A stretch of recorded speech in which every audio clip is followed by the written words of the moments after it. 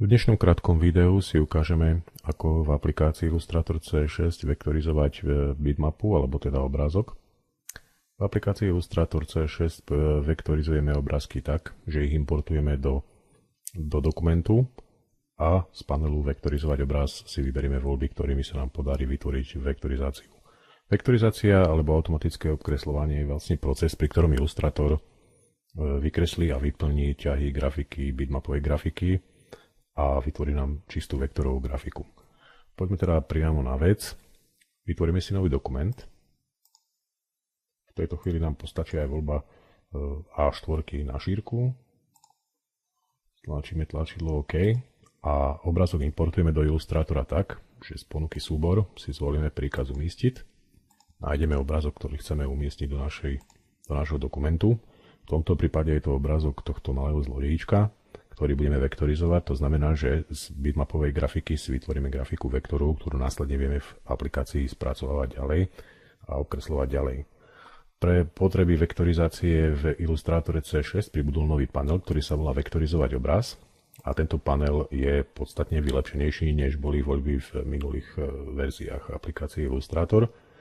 A môžeme si v procese toho vektorizovania vybrať niektoré z prednastavení, podobne ako v starších verziách.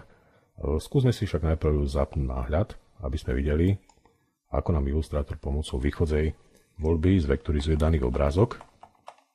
Všimnime si, že tento typ vektorizácie pre tento obrázok nie je práve najvhodnejší, z tohto dôvodu, že sa nám stratili niektoré detaily, napríklad tu pri týchto hranách pokladničky. Takže môžeme si v prednastavení vybrať nejakú ďalšiu. Skúsme napríklad prednastavenie náčrtky.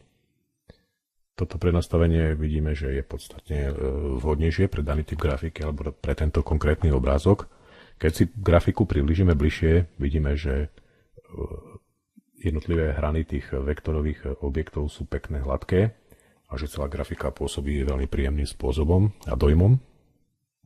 Samozrejme, v prípade, ak by ste chceli, máte tu možnosť v kategórii ďalšie voľby nastaviť celý rad ďalších možností, z ktorých niektoré už poznáme zo starších verzií, ale sú to aj oveľa novšie voľby.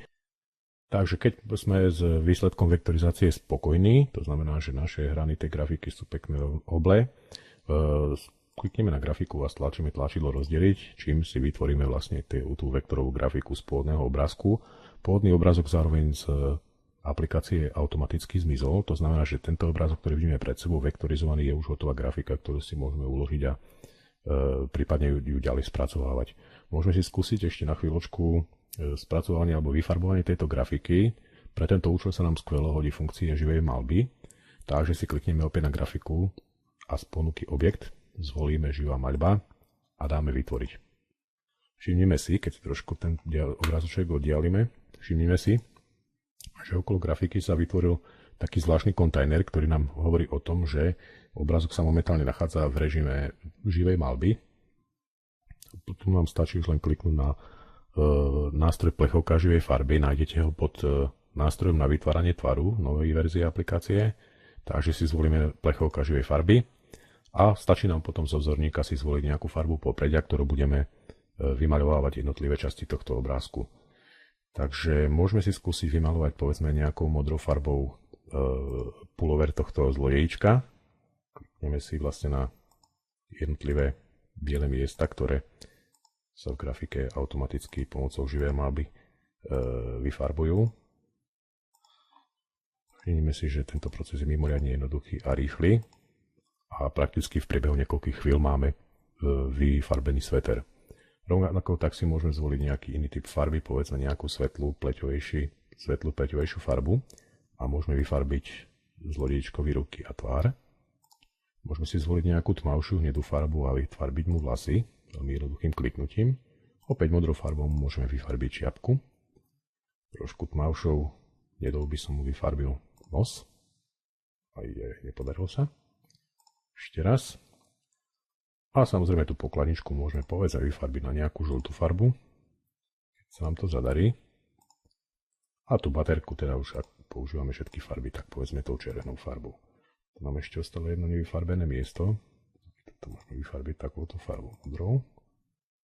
A keď sme s prácou vo vyfarbovaní skončili, opäť stlačíme v kontextovom paneli tlačidlo rozdeliť a z grafiky sa stala bežná vektorová grafika. Takže tu vidíme, ako možno veľmi jednoduchým spôsobom z nejakých náčrtkov vytvárať vektorovú grafiku pomocou automatickej vektorizácie.